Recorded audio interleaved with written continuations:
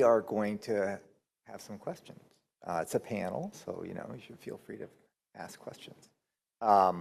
And we're going to go to, according to Diane, 1209. Okay, 1209. I got it. So, yes. Excellent. Fantastic presentations, everyone. You are? Oh, sorry. Chris Connor. I'm an independent consultant. Got a little AI startup called RelInvent.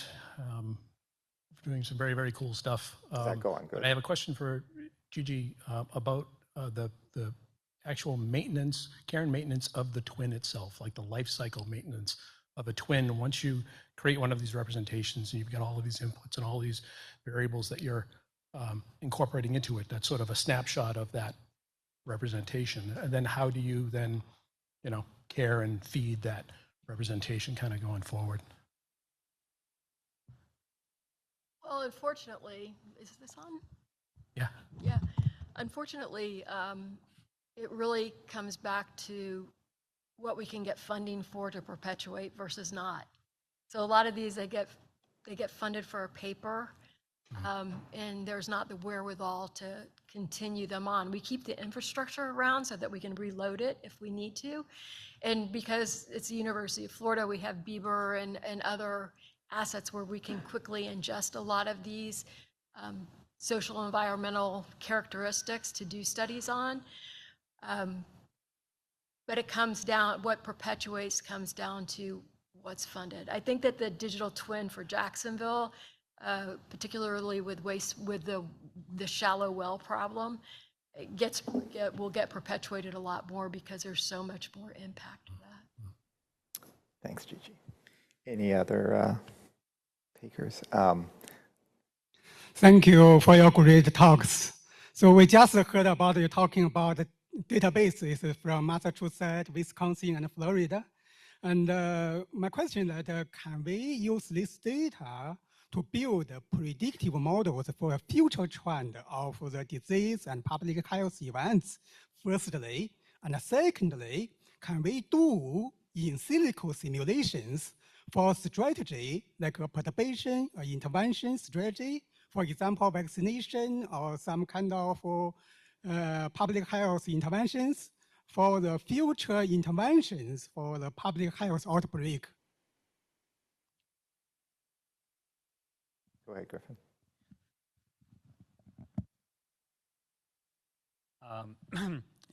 So there are a number of things in your question there. First, there's different regional data sets that we talked about today from different states. An idea would be potentially connecting these up and comparing them and building out broader network models. The underlying data, you can certainly use those to train models and make predictions out of that. One of the things that's sometimes done is creating synthetic data sets from the real data. Digital twins out of computed phenotypes we'll be talking about later to help out with those types of modeling. Others add to that. Yeah, I would concur, and also, the Wisconsin Health Data Hub, one of the things that we want to allow people is to do those type of simulations, so if there are people of interest. Yeah, neat.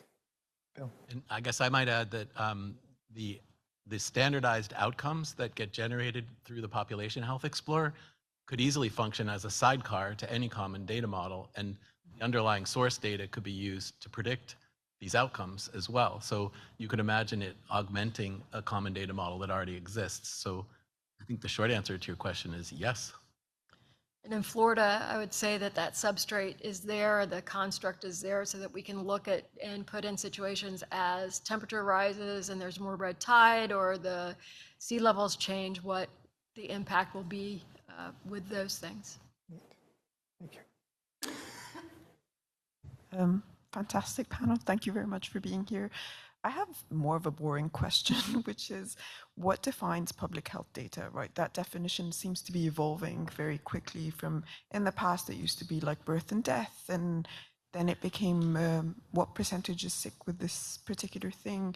And I think that definition is changing constantly. And that seems to be, from a regulatory perspective, like a big hurdle. So everyone you talk to at a hospital is like, no, I don't want to share this data with you. But it's not compromising to the patient. And there's nothing in the law that says that the hospital should be allowed to retain this data if it has public health benefit. So is there an opportunity from a regulatory perspective to force hospitals, right, to onboard their data sets onto some like national public, you're all doing this in silos, sort of in Wisconsin and Boston and Florida, right? But is there an opportunity to aggregate all of this, to create the new data flow for the CDC, such that I don't know who's going to pay for this, right? But I feel like this is a really important thing. So people are not allowed to like hide data, to say, no, I can't onboard this, like to build incentive systems around that, to really make this a scalable national thing. And then the other question would be like the compute, right? So you're all keeping this data, I'm assuming, locally. But how is the compute that's supporting like these queries from, I don't know, a company that wants to find patients for their clinical trial or whatever at the national level, thinking rare diseases, right? It's really hard to find these people. It's like a needle in a haystack kind of problem. How is that structured in your view at a national level to allow these kinds of things to scale? Because it's unfortunate. It seems like everyone's doing this very local, and it seems like a solvable problem to do at a national level. So what are the hurdles? Is it the legal frameworks, the lack of will within the healthcare centers? Like, yeah, would appreciate your thoughts. So maybe you want to go first? Bill, you want to start? Bill seems to be a prime. Yeah, a lot of questions there. Yeah. So I've had the most success when so I would say we've made progress. We are much less siloed than we used to be. So I think we can see that as glass half full. And I've had the best success when there's local engagement. So people have questions that they want to answer. And to your question about what is public health data, I think it's fundamentally place-based. It's about every person who lives in a place and what are the drivers of their health or their lack of health. And so in so much as most of our systems are driven from clinical systems, we don't actually capture people who don't receive healthcare, which is an important limitation. But we're getting closer to capturing more of those people. We've experimented with trying to centralize and build big centralized repositories, and they are a little bit vulnerable to funding and ups and downs. And so our approach has been very pragmatic and solutions oriented and relatively short term. The larger vision is incredibly exciting and way more powerful, I think, than some of the stuff we're doing. And ultimately, I think we need a portfolio that the translational data science that we all do doesn't have to just support one solution. We can reuse the data in these common data models to support all kinds of solutions in a relatively efficient way. So at least that's the way I think of it. Awesome. Jamal? Yeah, so for public health projects, I strongly feel I can agree with you. I think the regional networks are very important because you have to know what is important to the local communities and what are the local features. So that will be lost in a national network. And the other thing is, since we were bringing this up in the last 2 years, what spoke to people was that map that I showed. Even though each of the hospitals take pride in their own data, seeing that, on a map that we only cater to this set of population and if we can bring it together, we can have the entire coverage of the state just by combining data from 4 major hospitals was an eye-opener for people. So I think at the end of the day, it's what is in it for me is what everybody is thinking about. So if we can showcase the values and articulate it, that would go very far and help us move beyond the boundaries. Right. When we're talking about public health data, there's a little bit of difference between what we call the public health data and data being used for public health applications. A lot of times in this context, the data that's coming from the hospitals for clinical care, we're referring as the electronic health record data or the clinical data, and whereas public health is more things that are outside the healthcare system, so census level population data or environmental data, but just by the terminology, you're combining them for public health use cases or clinical care use cases or for research applications. And it can be helpful to make that type of distinction. And I agree with how I'm part of both a local mass CPR network as well as the national ENACT network. And there's just different kinds of things you can do this at the scale of the national network. There's certain kind of questions you can answer there, but there's certain types of things that we can do with new functionality and regulatory pieces that we can really only do at a regional scale. Very hard to have 50 institutions across the country all agree to a certain framework. Yeah, and the one other thing, probably the largest registry out there is Epic Cosmos. People have different opinions about Cosmos, but that has a huge population. It's limited in the socioeconomic type data, although it does have all the appropriate questionnaire data in there. So it's interesting to me that nationally, the way that we end up often the closest is through a vendor, which is just kind of weird. But they did it. And so we use that quite a lot, actually, in what we do. Thanks. So Aaron Abend from Autoimmune Registry. Getting all the data together is the first step, but the next step is trying to figure out how to convert that data into meaningful phenotypes. So computable phenotypes are known to vary across institutions, and for both reasons of the data and how it's collected and how the individual researcher decides to define the disease. Do you guys have, any of you guys have any ideas on how we can keep those phenotypes like registered and consistent and, you know, usable across such a large network?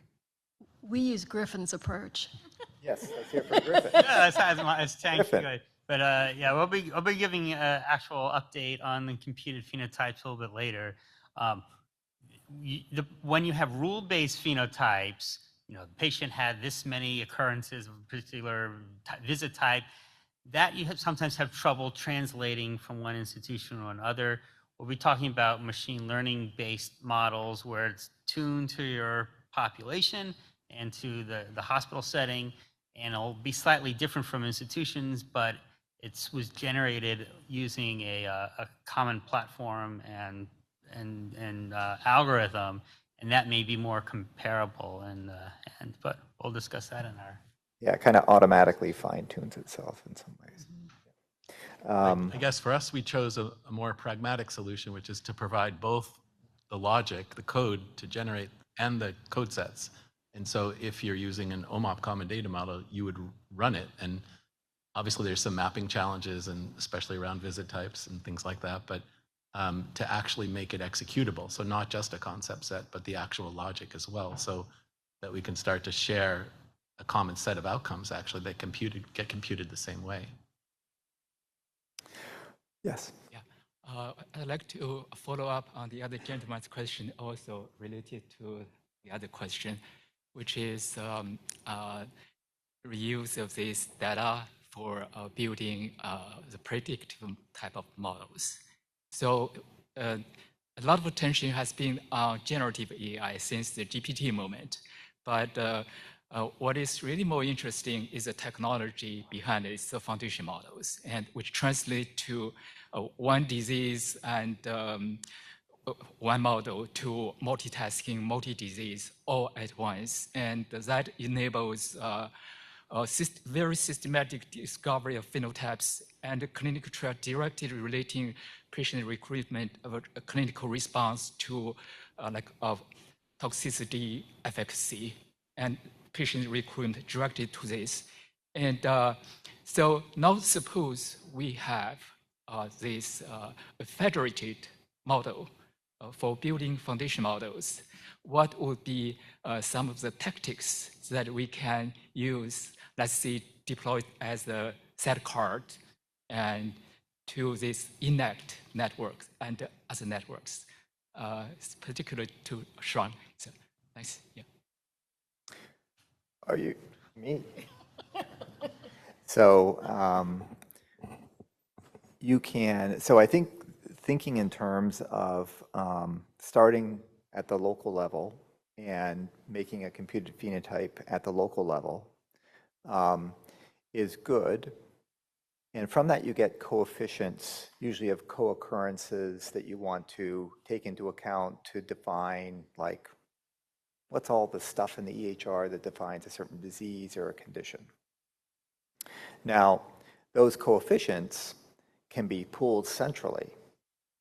And from that, you can avoid overfitting, which is the big fear from using too much local data, where practices might be, much different, or there might be some kind of aberration. And then after you do that federation and kind of pooling of the coefficients and kind of smoothing them out, you can send the data back, not only to the hospitals that originated it, but it'll work better at outlying hospitals where they didn't actually do the pre-computation, but now you don't have the overfitting involved. And so then you can use those same coefficients to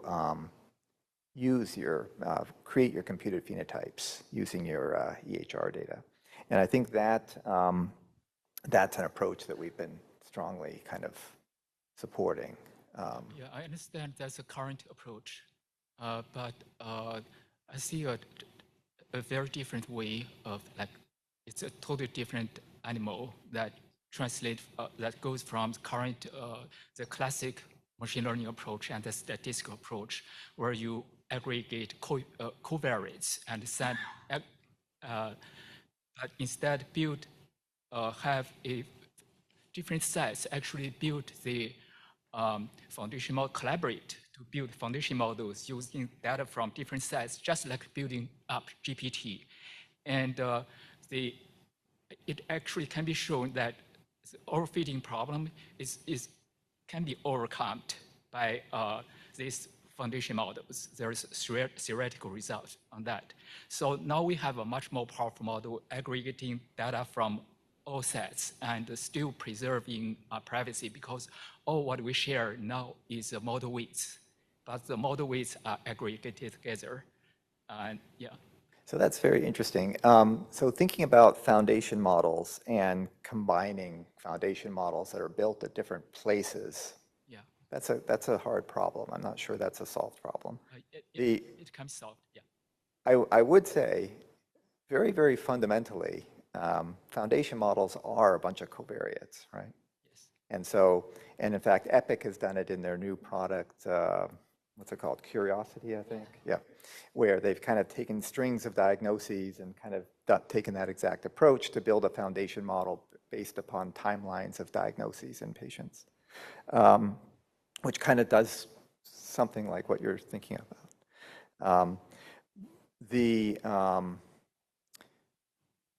But I would say, but either way, you're kind of trying to, I would think, average the covariates, right?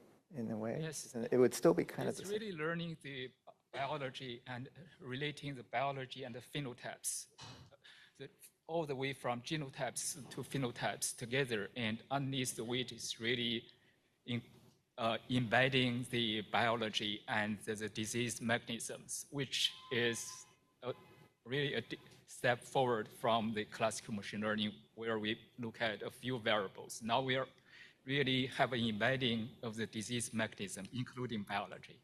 I see what you're saying. Right. So there's kind of trying to reason from first principles, Yes, right? exactly. Yeah. Of molecular biology all the way through chemistry, cell biology, biochemistry, pharmacology and physiology, and then finally the disease. Yeah.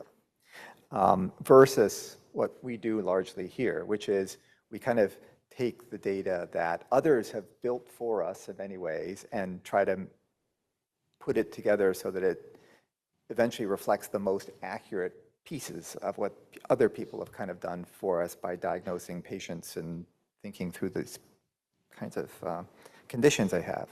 Now, Sounds like a good discussion to have over lunch. great discussion.